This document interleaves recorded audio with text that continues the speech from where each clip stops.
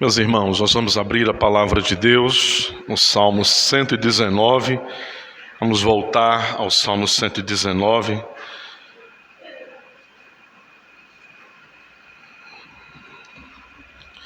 Dando continuidade à nossa série no Salmo 119, a partir do versículo de número 161, meus irmãos. 161 do Salmo 119.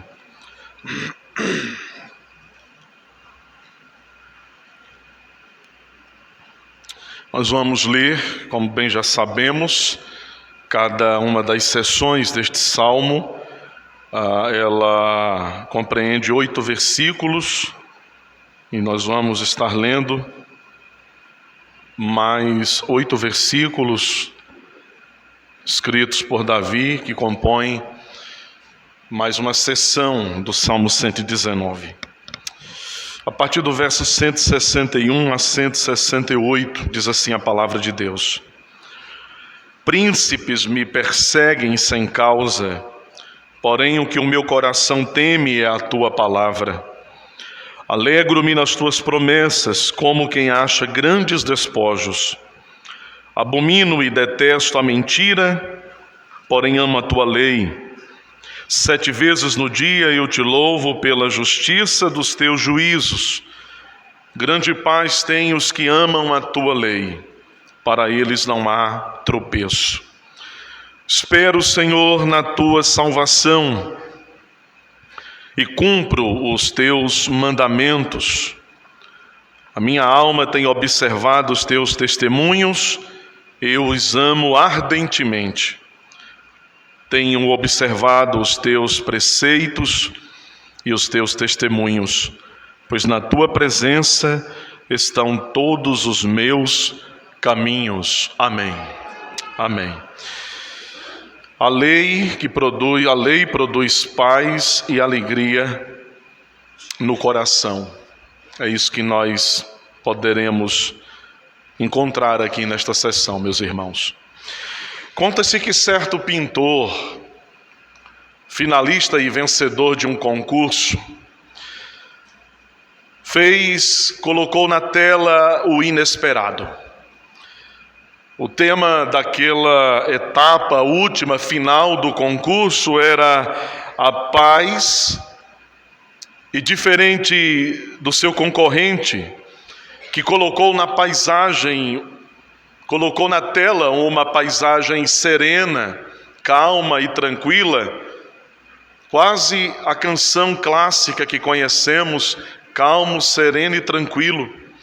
Diferente do seu concorrente, aquele pintor finalista, vencedor, ele pintou uma paisagem agitada por uma forte tempestade, o céu escuro, os relâmpagos riscando o horizonte, mas no topo de uma das árvores ele pintou um ninho, a ave que cuidava serenamente dos seus filhotes, calmamente guardando os seus filhotes, como se nada fora do normal, como se aquele dia fosse como qualquer outro dos dias que ela poderia viver.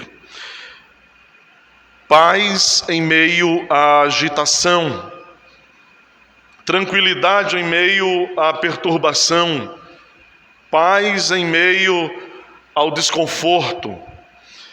As palavras, meus irmãos, de Davi, que compõem esta nova seção do Salmo, elas parecem colocar diante de nós um paradoxo, alguma coisa contraditória.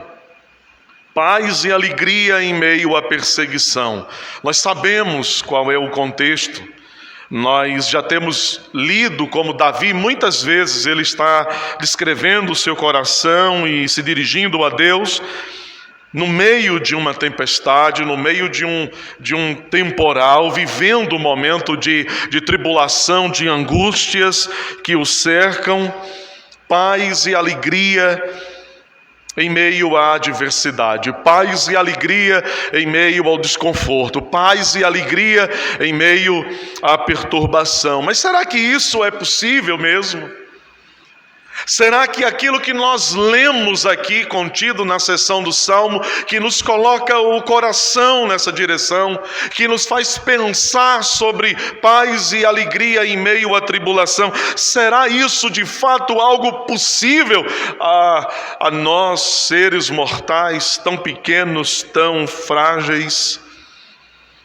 Como é possível, ou como nós poderemos experimentar paz e alegria, meus irmãos, em momentos difíceis, em momentos de angústia, em momentos de tribulação? Isso parece mesmo um paradoxo para nós. Parece mesmo um estado de contradição estabelecido. Mas as palavras do homem que escreve este salmo, e que vivia momentos tão delicados de sua vida, momentos de fuga, de esconderijo, atingido pelas ameaças e cercado pelos inimigos, são de fato não apenas as palavras de um homem, elas são de fato a palavra de um Deus que está acima de todas as coisas, o único e verdadeiro Deus, que não mente, que não nos engana, e que de fato está através de Davi nos ensinando que sim, é possível experimentarmos paz e alegria mesmo em meio a grandes tribulações. O homem escritor deste salmo, meus irmãos, nos lembra uma lição que sem dúvida não é a das mais fáceis. Ele nos lembra uma lição que sem dúvida é uma lição desafiadora, mas também é uma lição intensamente importante. E nós faremos muito bem se nesta direção nós colocarmos a nossa atenção, e para isso nós abrirmos os nossos ouvidos. Não importa o momento, e a lição é esta: Davi está nos ensinando que não importa o momento, não importa a situação, por mais aflitiva que ela possa ser, nós precisamos permanecer firmes na palavra de Deus. Ele começa dizendo: príncipes me perseguem sem causa, porém, o que o meu coração teme é a tua palavra. Davi, ele estava sob pesada perseguição, ele estava sob flagrante perseguição dos seus inimigos. E sem motivo, meus irmãos, ele tinha se tornado alvo dos seus adversários.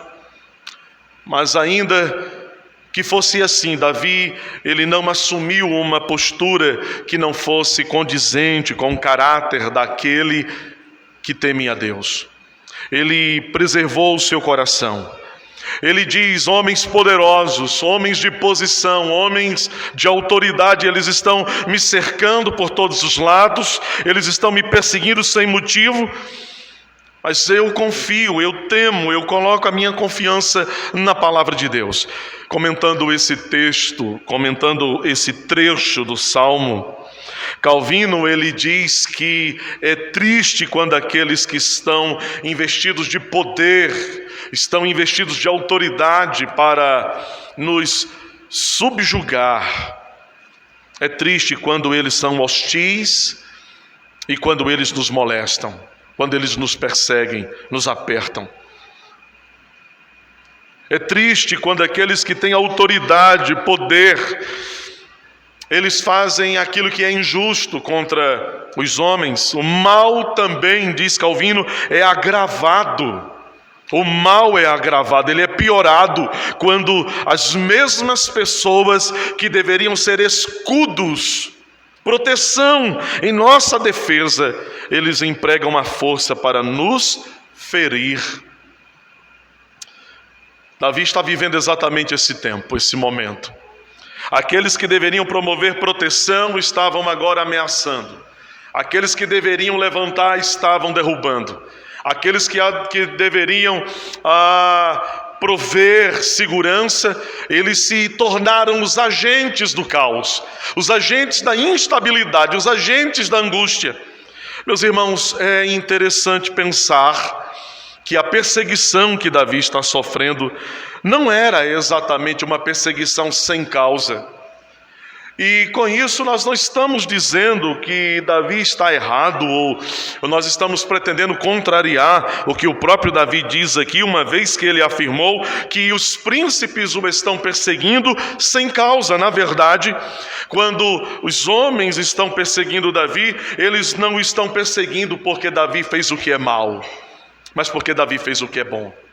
Eles não estão perseguindo porque Davi se afastou da lei de Deus e abandonou os caminhos de Deus, mas eles o estão perseguindo exatamente porque Davi permanece apegado à verdade de Deus.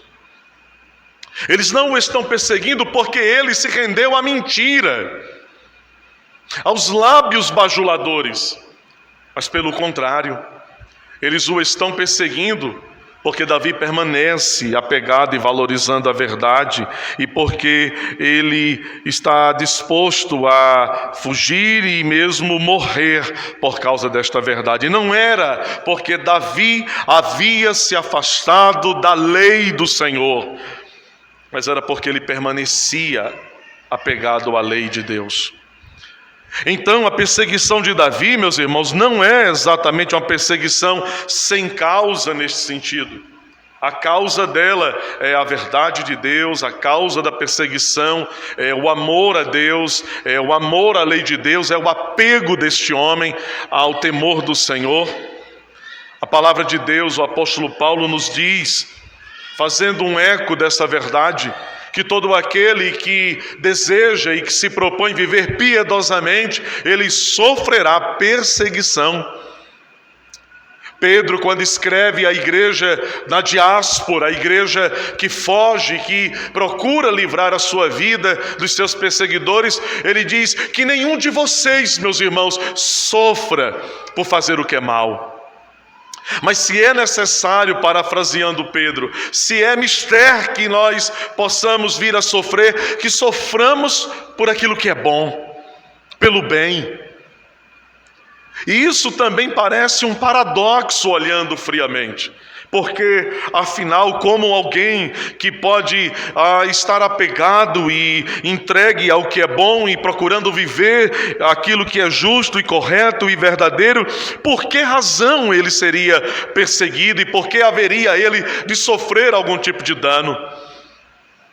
Isso para o homem natural, para o homem comum, cuja mente não foi esclarecida pela obra do Espírito de Deus, sim, de fato isso é um paradoxo, é uma contrariedade. Mas para nós que sabemos muito bem de que lado nós estamos, você sabe de que lado você está, nós sabemos que nós cruzamos uma linha, nós deixamos o mundo e aquilo que pertence ao mundo, e nós, cruzando esta linha, nos achegamos a Deus, chamados e atraídos por Ele. Nós estamos do outro lado, nós pertencemos a um outro time, nós estamos do outro lado, e esse é o lado dos vencedores, esse é o lado daqueles que são mais do que vencedores, por amor daquele que nos amou. E desse lado, nós podemos tomar estas falas ou estas afirmações que aos olhos e aos ouvidos humanos podem parecer tão paradoxais, tão contraditórias, mas desse lado nós podemos ouvir, podemos colocar os nossos olhos sobre estas letras e nós podemos tomá-las como a verdade imprescindível para a nossa alma, a verdade valiosa para o nosso coração. Sim, assim o nosso Salvador, meus irmãos, o nosso próprio Salvador, ele é aqui visualizado nestas palavras, porque o próprio Davi, ele é um tipo do nosso Salvador. O Filho de Deus, Cristo Jesus, que nunca praticou mal, que nunca fez o que era contrário à lei, que fez apenas o que era bom, e praticou toda a justiça que que ele deveria praticar a justiça de Deus diante dos homens, ele mesmo foi perseguido pelos seus adversários. Mas assim como Davi, que ele representa Cristo e nos ensina, o próprio Filho de Deus, ele não se afastou da vontade de seu Pai, ele permaneceu em sua palavra. Esse é o desejo do coração de Deus também para nós. Quando afligidos, quando perseguidos e apertados por toda sorte de maldade e de afronta, que nós também possamos permanecer na palavra de Deus.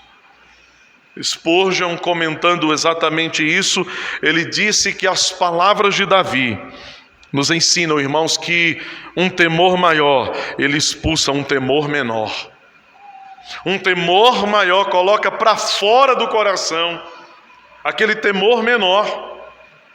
Spurgeon estava dizendo que Davi poderia ter sido dominado pelo temor dos príncipes, se não fosse pelo fato de que ele tinha um temor maior em seu coração, o temor da palavra de Deus.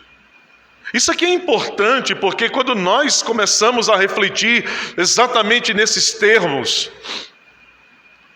o que nós não pretendemos ou não desejamos, não queremos, é que nós cheguemos à conclusão de que aqueles que amam a Deus e aqueles que estão com Deus, eles não sentirão medo. Mas não é isso. Sim, nós vamos sentir medo. As ameaças podem trazer medo a nós, podem gerar medo no nosso coração. Um temor medroso, que fragiliza, que nos trava. Mas a grande lição é que, não invulneráveis a sentirmos medo no meio das tribulações, o medo menor é colocado para fora, o temor menor é lançado fora pelo temor maior. O temor que significa confiança em Deus. O temor que não é o temor medroso, que fragiliza, que nos deixa estagnados, apáticos e perdidos, mas o temor que fortalece o coração. O temor que nos faz lembrar das promessas de Deus, de que se confiarmos nele, nós não seremos desapontados por ele. Observem, meus irmãos, a diferença entre a palavra dos homens que procuram impor o temor a outros homens e a palavra de Deus que produz o vigor, a força, a esperança para aqueles que creem. A palavra dos homens, em distinção à palavra de Deus, é aqui percebida. Os príncipes me perseguem. Eles não os perseguem calados, silenciados. Eles perseguem com palavras de ordem. Eles o perseguem com palavras de ameaça. Eles o perseguem com palavras depreciativas. Eles o perseguem chamando-o de cão, de forasteiro, de miserável. A palavra dos homens, ela pode ferir, mas distintamente a palavra de Deus, ela sara o coração. A palavra dos homens pode imprimir o medo pavorante, mas a palavra de Deus, ela conforta a alma agitada. A palavra dos homens, meus irmãos, são ordens, exigências, sem nenhuma promessa. Portanto, são ordens, são exigências, sem nenhum conforto, sem nenhum alento para a alma. O temor que a palavra dos homens instila no coração, o temor que a palavra dos homens produz no coração humano, é o temor frio, opressor. Mas a palavra de Deus, ela Essa palavra, meus irmãos, não são ordens ou exigências vazias, geladas. Elas são diferentes, porque trazem consigo promessas que confortam o coração agitado. Vejam as palavras de Deus. Elas são carregadas de promessa. Se diz que boa parte da nossa vida, ou boa parte do nosso tempo que nós ocupamos mentalmente, cada dia e ao tempo que a gente vive, é uma ocupação com o futuro. A gente pensa muito no futuro. Nós pensamos muito no que será de nós amanhã e o que será dos nossos filhos amanhã. A gente está muito ocupado com o futuro nosso, dos nossos filhos, dos negócios, da igreja. Eu sei, isso faz parte da gente.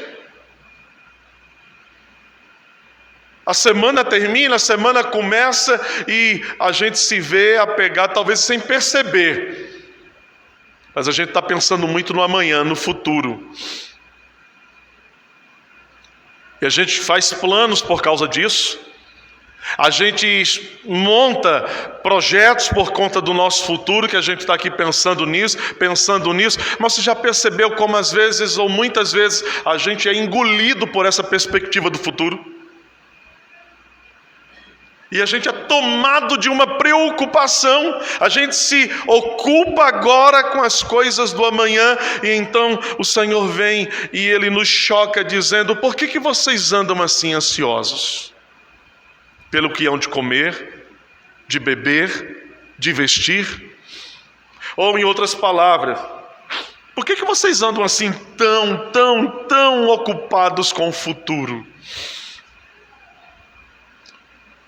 Ao ponto de que vocês, não sabendo administrar esse senso pelo futuro, vocês estão se perdendo e ficando vazios e estagnados e vivendo friamente e de forma tão desprovida de sentimentos bons e sendo devorados por isso.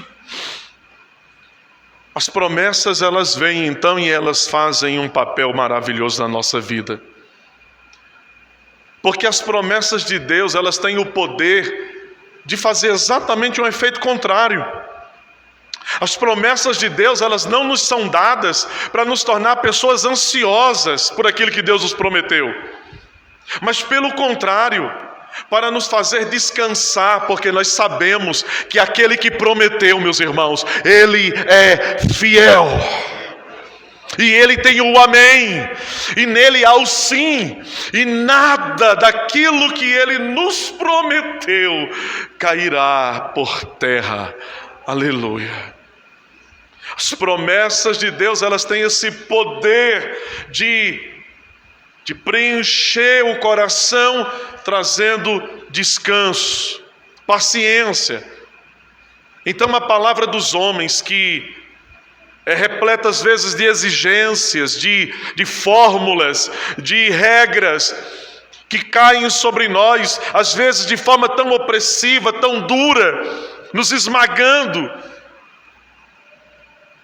A palavra de Deus, ela tem esse poder de trazer consigo as promessas que refrigeram, que nos fazem no momento da angústia, da aflição, lembrar delas e dizer: sossega minha alma, descansa minha alma, porque ainda louvaremos a Deus por isso e por aquilo, porque Ele é fiel.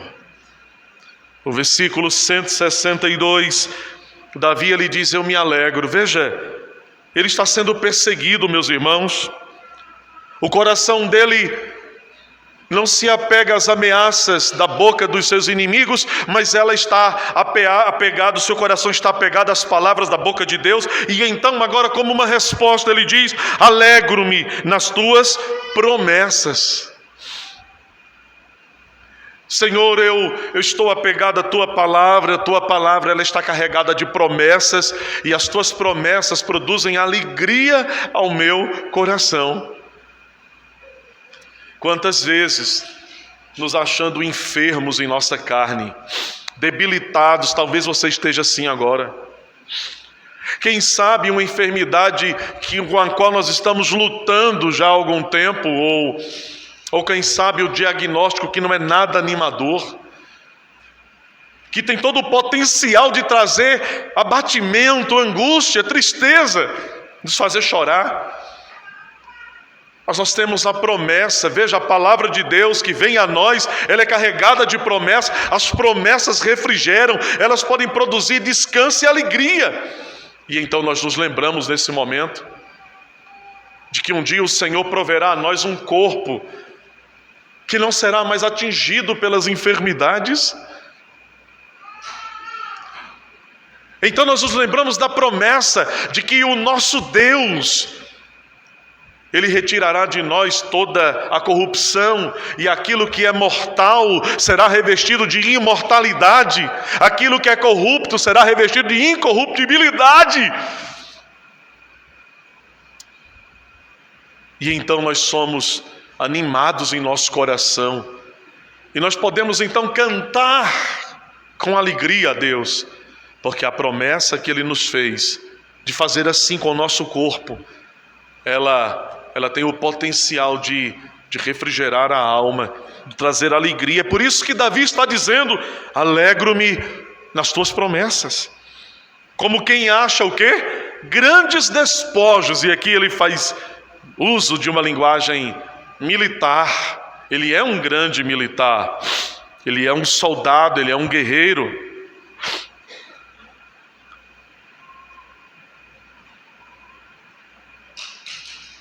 Os despojos é aquilo de precioso que o exército vencedor adquire do exército derrotado.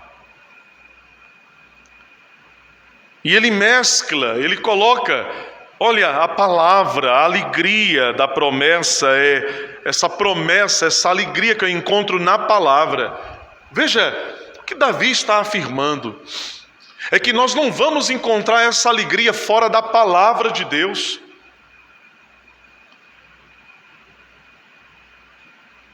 Ontem nós tivemos como conselho da igreja de ler algo que descrevia, presbíteros, não é? Uma tristeza, um evento triste, que descrevia uma experiência amarga, triste, que pode ser traduzida como perda, como algo que se tira de nós. E aquilo, no momento que nós líamos, que nos causava dor ao coração e tristeza, ao mesmo tempo, nós fomos surpreendidos por palavras que se seguiam após estas, e que diziam para nós: apesar de tudo isso, Deus tem sido a minha rocha, Ele tem me sustentado, Ele tem me alegrado o coração. Parafraseando as palavras que aquela pessoa colocou naquela carta, ela estava dizendo para nós: eu tenho encontrado nas promessas que estão na palavra de Deus o que a minha alma, o meu coração precisam para continuar vivendo, e não fora dela. É nela, não é fora dela. A alegria, o conforto, o sossego que nós vamos encontrar. Davi diz: isto é muito mais valioso do que o despojo que eu poderia adquirir numa batalha. É um homem que está sendo perseguido e lembra as palavras de Jesus em Mateus 5, 10 e 11: felizes os perseguidos por causa da justiça, porque deles é o reino dos céus. Felizes sois quando por minha causa vos perseguirem, vos injuriarem, e mentindo eles disserem todo mal contra vós. Se alegrem, exultem, porque é grande o galardão de vocês nos céus. Isso é uma promessa que conforta, que traz alegria. Meus irmãos, Davi aqui ao escrever ele imagina aquele ganho que ele poderia ter numa batalha, vencendo o seu inimigo, vencendo a guerra, tomando posse do despojo, dos bens, das riquezas que foram tomadas ali dos seus inimigos, que pertencem agora ao vencedor. Mas note, Davi, ele não é o vencedor de uma batalha e ele está tomando posse do despojo.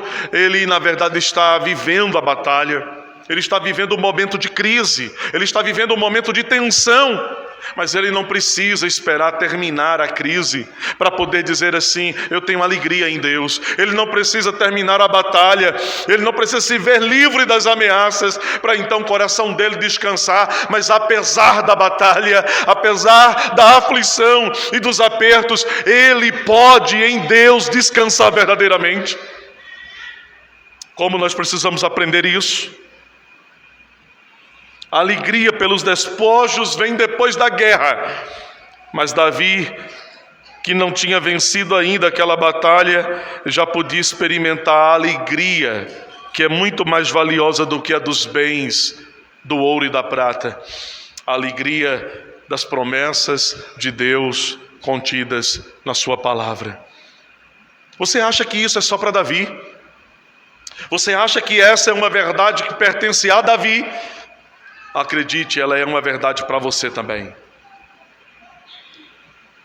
Ela pertence a nós, a mim e a você.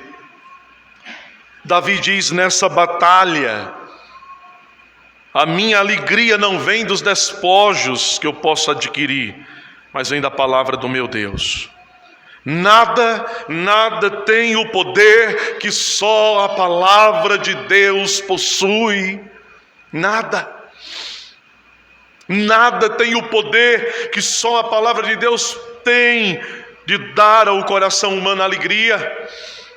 Não é verdade? Eu sei que você sabe que é verdade, porque você escreveu aquela carta, você sabe disso. Nada tem o poder, irmãos. Afastarmos-nos, privar a nossa alma desta alegria, é submeter a nossa alma à privação do que é melhor. Se nós nos privamos da palavra, se nós nos afastamos da palavra, nós estamos privando a nossa alma do mel que escorre da rocha, daquilo que é mais precioso, daquilo que é mais valioso. Esse é um tema caríssimo para o apóstolo Paulo, alegria. Porque Paulo, escrevendo a sua gloriosa carta aos Filipenses, que carta! Num contexto em que aqueles irmãos estavam passando tantas aflições, num contexto em que aqueles irmãos estavam vivendo tantas perseguições por causa do Evangelho de Jesus Cristo, por causa de Cristo. Paulo teve a ousadia, a coragem de escrever: alegrai-vos no Senhor sempre. Eu digo novamente, mais uma vez, alegrem-se nele, apesar de tudo. Veja como Davi, ele não para, é como se ele estivesse falando num fôlego só. E no verso 163, ele expõe, ele diz: eu abomino e eu detesto a mentira, porém eu amo a tua lei. Davi, ele está ampliando tudo isso que ele vem falando. Ele está dizendo sobre aquilo que acontece dentro dele. Nós temos uma tendência de esconder o que acontece dentro de nós. E às vezes nós temos uma tendência covarde e terrível de tentar esconder de Deus o que acontece dentro de nós. E muitas vezes nós somos como Jonas, não é? Nós temos a teologia certa, mas nós fazemos um uso errado. E como Jonas, que pensa que pode escapar, como Jonas, que pensa que pode fugir da presença de Deus, porque não é isso que ele diz aos marinheiros naquele barco? Jonas, ele, quando questionado pelos marinheiros, ele diz: eu estou fugindo de Deus. Mas como assim fugir de Deus, amigo? Como assim alguém pode fugir de Deus? Às vezes nós agimos como Jonas, procurando esconder de Deus o que está dentro da gente. E como é que a gente faz isso, pastor? Porque se Deus conhece o nosso coração, se Deus vê tudo que passa dentro de nós, nós sabemos. Mas quantas vezes nós não conseguimos abrir a boca e colocar para fora o que está aqui dentro? A gente silencia. Porque, embora Ele conheça, e Ele conhece, assim como Ele sabia onde Adão estava atrás das árvores, mas ao entrar naquele jardim Ele diz: Adão, onde é que você está, Adão? Às vezes nós queremos esconder de Deus, silenciar dEle. Davi, ele está dizendo: eu abomino e detesto a mentira, porém eu amo a tua lei. Ele está publicando. Onde está a sua devoção? Onde está o seu prazer? Onde está a sua alegria? Onde está o seu contentamento? Na lei, na palavra. Ele despreza a mentira. Veja você, presta atenção, isso não é desproporcional, ou isso não é não intencional. Ele diz: eu odeio a mentira, eu abomino a mentira. O que nós deveríamos esperar que ele dissesse na sequência? Mas eu amo a verdade. Mas não é isso que ele escreve. Ele diz: eu abomino e detesto a mentira, porém eu amo a lei. Ele diz: eu amo a palavra. Ora, o que Davi pretende com isso, irmãos? Se não reafirmar que não há verdade que sustente a alma humana e que traga alegria ao coração, senão aquela que está na palavra. Ele diz: eu odeio a mentira, mas eu me apego à palavra, porque a verdade está na palavra. É nela que está a verdade. A palavra é a verdade. Note como o movimento das palavras do salmista é um movimento ascendente. Verso 164: 7 vezes no dia eu te louvo, pela justiça da tua palavra, dos teus juízos. O que Davi está dizendo é que eu quero, ó Deus, e eu farei, e eu tenho procurado fazer com que cada dia da minha vida seja uma sequência contínua de te servir, de te louvar. É isso que ele está dizendo com 7 vezes. Não tem a ver com 1, 2, 3, 4, 5, 6, 7, porque é fácil cantar a Deus 7 vezes no dia. O dia tem 24 horas. É fácil a gente dar graças a Deus simplesmente 7 vezes no dia. Mas a ideia aqui não é fazer alguma coisa 1, 2, 3, 7. Assim como não era a ideia de Jesus dizer que devemos perdoar 490 vezes e pronto. Mas isso tem a ver com intensidade e continuidade. É algo contínuo. 7 vezes no dia eu te louvo. Ele está dizendo: da hora que eu me levanto, a hora que eu me deito, o Senhor ocupa os meus pensamentos. Quando eu como, o Senhor é aquele que me alimenta. Quando eu bebo, o Senhor é aquele que sacia.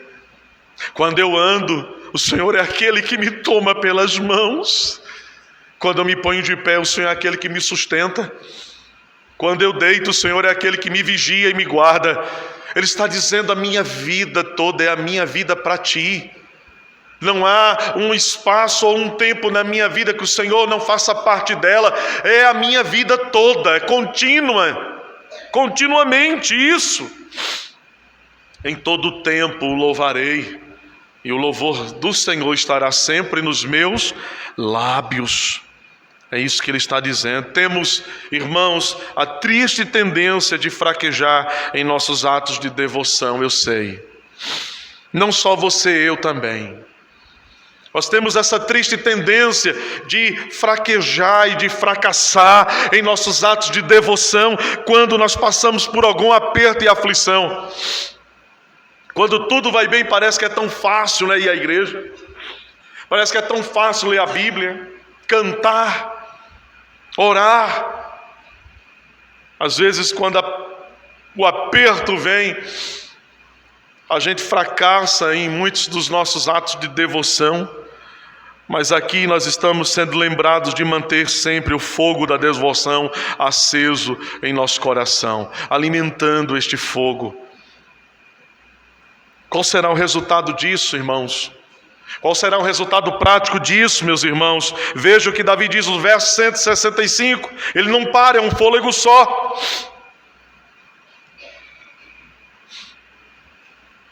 Veja onde Davi chega, verso 165. Você pode ler comigo, para a nossa alma ser confortada? Grande paz têm os que amam a tua lei, para eles não há tropeço. Veja o que Davi vem falando, né? Perseguição, aflição. Eu confio na tua palavra. O temor maior expulsa o temor menor. Eu me alegro nas tuas promessas, elas me confortam. Eu odeio a mentira, mas eu me apego à palavra porque a verdade está nela. Eu te sirvo, eu te louvo, eu te bendigo todo dia, todo o tempo da minha vida é contínuo. O resultado disso é que eu tenho uma paz incomparável. A grande paz que vem aos que amam a lei e não há tropeço para eles.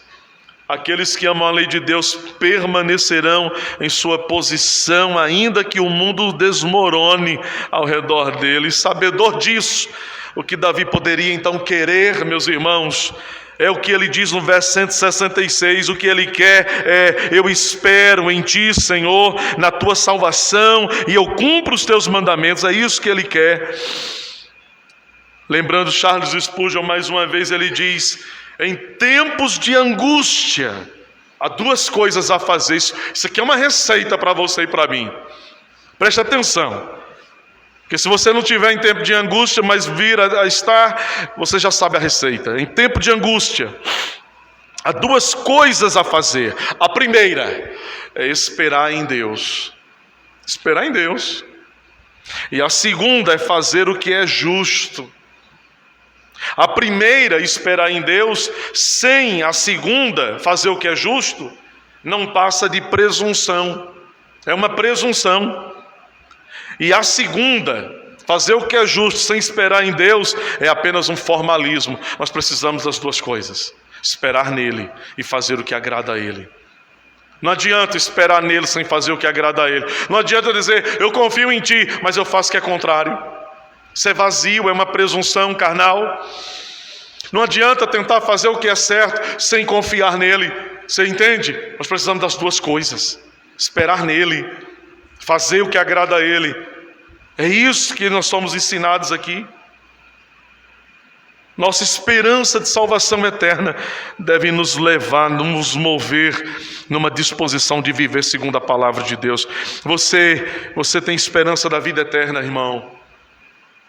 Então isso deve mover você a fazer aquilo que agrada ao Senhor, que bendiz o Senhor. Quem poderá esperar por esta salvação, senão aqueles que desejam obedecer a Deus? Você acha que alguém que não deseja obedecer a Deus espera a salvação de Deus? Sinceramente. Você acha que alguém que não deseja em nenhum nível, em nenhum grau, fazer o que agrada a Deus, está pouco esperando a salvação eterna de Deus? Os homens lá fora não estão ansiando pela vida eterna. Eles até falam de um céu. Afinal, eles não querem morrer, passar dessa vida e ir para um lugar de tormento chamado inferno. Mas não há nenhuma disposição no coração deles de obedecer a Deus. Então toda a expectativa deles de um céu futuro, de uma vida depois daqui, de uma vida boa depois daqui, é uma mentira dos lábios deles. Eles não podem orar como você e eu podemos: Pai nosso que estás nos céus. Eles ainda o chamam de Pai, mas eles não agradam, não desejam a vontade dele. Eles mentem com os lábios. Eles enganam com as palavras, mas você e eu não. Nós desejamos essa vida eterna e nós esperamos por ela. E ao mesmo tempo há em nós o desejo e a vontade de fazer aquilo que é agradável a Deus, ou o que mais você deseja, se possível fosse aqui, senão, uma vez por todas, não pecar mais. Nenhum pensamento mais contrário, nenhum pensamento mais impuro, nenhuma palavra mais que contradiz a palavra de Deus, nenhum sentimento mais no nosso coração que é contrário à santidade de Deus. Você já parou para pensar como seria essa nossa vida aqui ainda, como filhos crentes, se nós pudéssemos levantar, passar todo um dia, dormir, acordar e viver os anos que Deus reservou para nós aqui, sem que nós não pudéssemos mais pecar aqui? Como isso seria bom, como isso seria bom, não só no sentido de que a gente não teria que amargar os nossos pecados e chorá-los novamente e novamente, mas muito mais que isso, muito mais do que simplesmente nos sentirmos bem, estarmos bem, não pecar mais, para que aquele que nos resgatou pudesse estar todos os dias muito contente conosco, pelo fato de não mais entristecermos a Ele e transgredirmos os seus mandamentos, completamente conformados. E a maravilha disso tudo é que um dia Ele fará exatamente isso que Ele deseja, nos ver livres. Há uma paz, há esperança, há vida eterna. Veja como Davi termina, versos 167, 168. A minha alma tem observado os teus testemunhos, eu os amo ardentemente. Ele é um apaixonado pela lei. Tenho observado os teus preceitos e os teus testemunhos, pois na tua presença estão todos os meus caminhos. Eu tenho guardado. Ele está fazendo uma profissão de fé. Eu amo mais do que qualquer outra coisa, um amor ardente. Seu coração armazena a palavra de Deus. Deus o conhece. Todos os seus caminhos estão na presença de Deus. Ele sabe, Davi sabia que estava debaixo do olhar de Deus. E isso movia ele a querer se conformar à vontade de Deus. Eu tenho observado os teus testemunhos. Eu estou diante do Senhor. Eu sei que eu estou diante dos teus olhos. Eu sei que o Senhor me vê. Eu sei que o Senhor me conhece. Eu quero andar na tua lei. Veja, isso não gerava, estar debaixo dos olhos de Deus não produzia no coração de Davi uma dor e uma opressão. Mas saber que nós estamos diante dos olhos de Deus, assim como Davi, deve produzir em nós um impulso santo para querermos fazer aquilo que agrada a nosso Deus. Quando Adão pecou contra Deus, e ele ouviu a voz do Senhor que entrava no jardim, ele foi tomado de medo e se escondeu. Mas agora, em Cristo Jesus, redimidos, restaurados à comunhão com Ele por sua obra e pela ação contínua do seu Espírito em nós, saber que Deus nos conhece, irmãos, e que nós estamos debaixo dos seus olhos, deve produzir em nosso coração o desejo de querer agradar a Ele, fazer o que agrada a Ele, o que é bom aos olhos dEle. Pois aquele que nós amamos também é aquele que nós desejamos servir. Certamente, as palavras de Davi neste salmo que nos inspiram a pensar sobre paz e alegria em meio às lutas e dificuldades, em meio às tribulações, precisa ser compreendida por nós como algo que procede de Deus e que nós encontramos farta e graciosamente na sua palavra. Essa é a hora em que nós precisamos olhar para o nosso coração, abri-lo diante de Deus e dizer: Senhor, eu preciso de paz e alegria, por isso ajuda-me a voltar os meus olhos e os meus ouvidos para a Tua palavra. Que Ele produza isso na nossa vida, que Ele instale e estabeleça em nossa mente essas lições, para que nós possamos bendizê-lo continuamente e aprender dele todos os dias. Vamos orar ao Senhor, fique de pé, vamos agradecer a Ele. Nosso Deus e nosso Pai, cheio de misericórdia e graça é o Senhor. E nós, Senhor Deus, tão necessitados que somos e estamos de Ti todos os dias, instigados pela Tua palavra que nos lembra, Senhor, quem o Senhor é e o que o Senhor fez e faz por cada um de nós. Aqui estamos para pedir o Teu favor e a Tua bondade sobre nós, para pedir que o Senhor opere em nós tudo isso que nós ouvimos nessa manhã, para que o Teu nome seja glorificado. Deus eterno, que o Senhor nos abençoe, que o Senhor possa nos sustentar, que o Senhor possa trazer paz e alegria ao coração de todos nós, mesmo quando enfrentarmos as adversidades desse tempo presente, porque nada disso há de se comparar à glória que o Senhor já reservou para nós. Oramos-te, nosso Deus e Pai, no nome de Jesus, o Teu Filho. Amém.